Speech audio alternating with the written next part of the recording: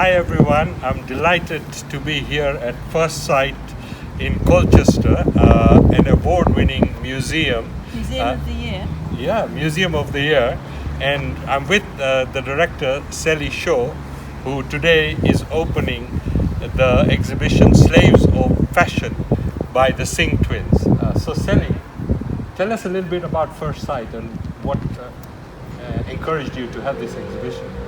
Well, Firstsite is a contemporary art gallery. We show all sorts of work by all sorts of artists, both from the region and also much further afield. And the reason why we do that is because we are trying to use culture as a way of bringing lots of different people together to talk about the big issues in life and in society as a way of envisaging a new future together. So art galleries are really brilliant places for having really extraordinary conversations with no boundaries and no rules as a way of looking to the future differently to construct something maybe better. Oh, fantastic. So you kind of want to use art to get people to think, to reflect, and to engage with one another as a way of dialogue. 100%, yes, very much So how does the Singh Twins Slaves of Fashion exhibition today fit into that agenda? Well, it's an exhibition that covers a lot of territory. It covers huge subjects like geography, history, culture, fashion, textiles, identity, and it also brings new thinking and light to things like post-colonial thinking.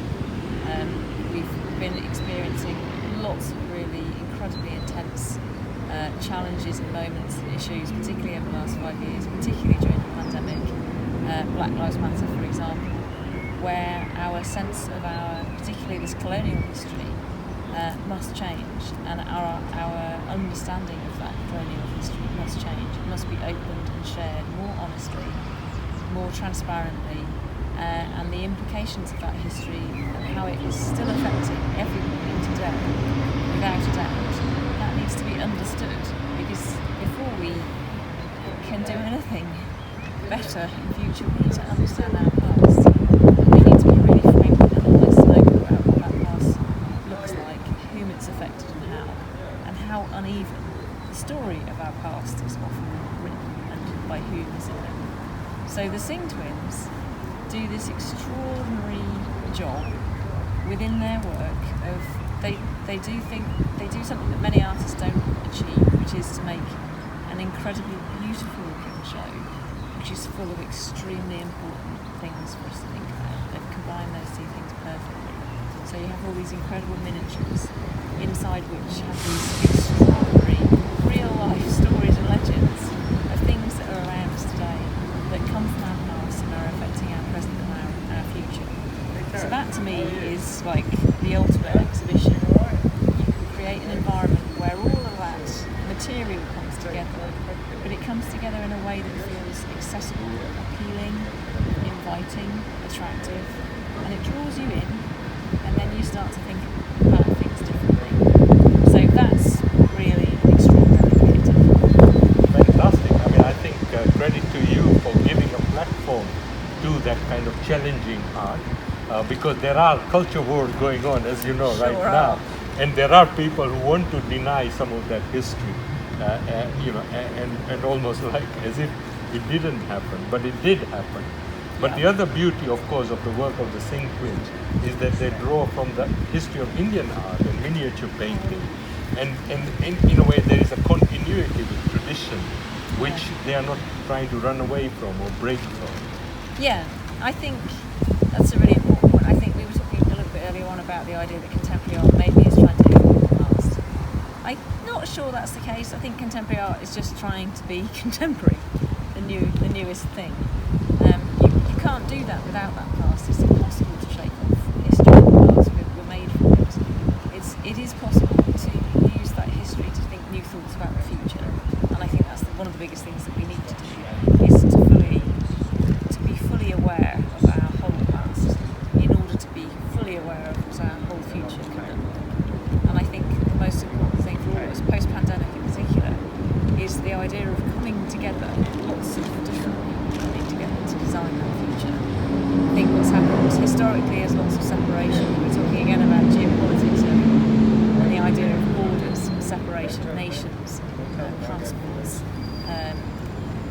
inside one country and outside of another.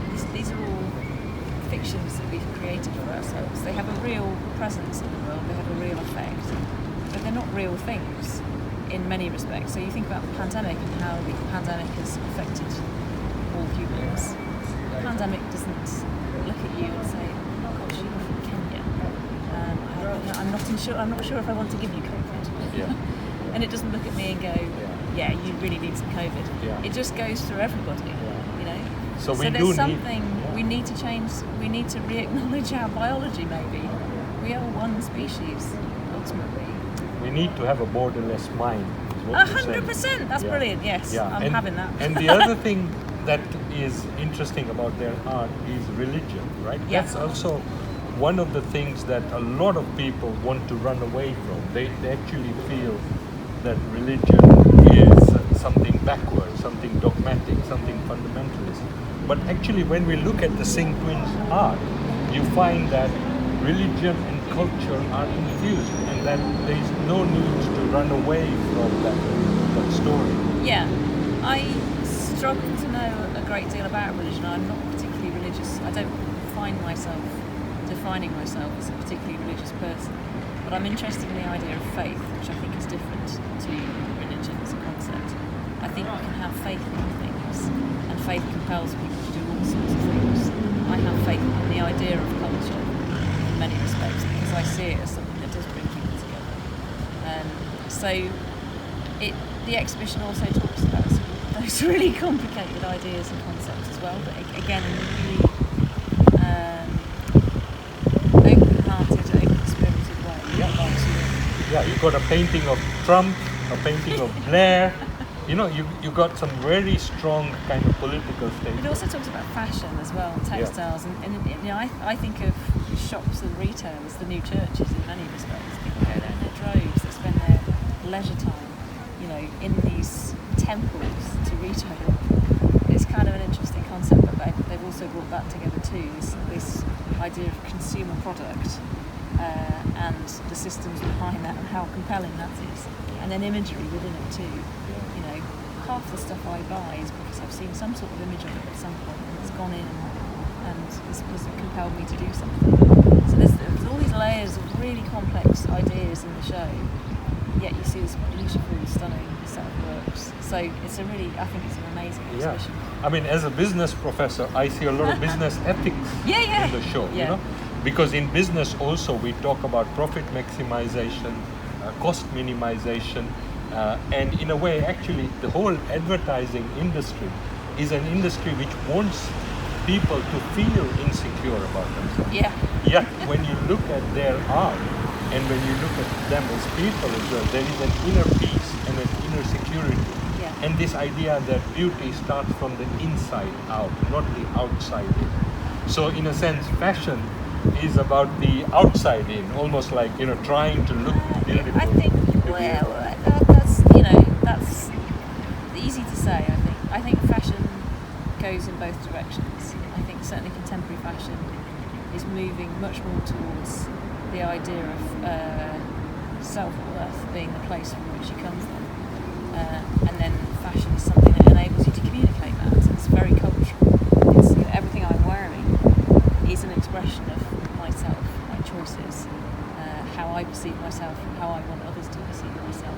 But that's coming from my inside. I'm affected then by all these external images. So there's something that's in the middle. Fashion's it's not as easy as saying it's about the external to me. I don't think. As with everything, I think it's more complicated. That's than really perhaps good it to know. looks. Yeah.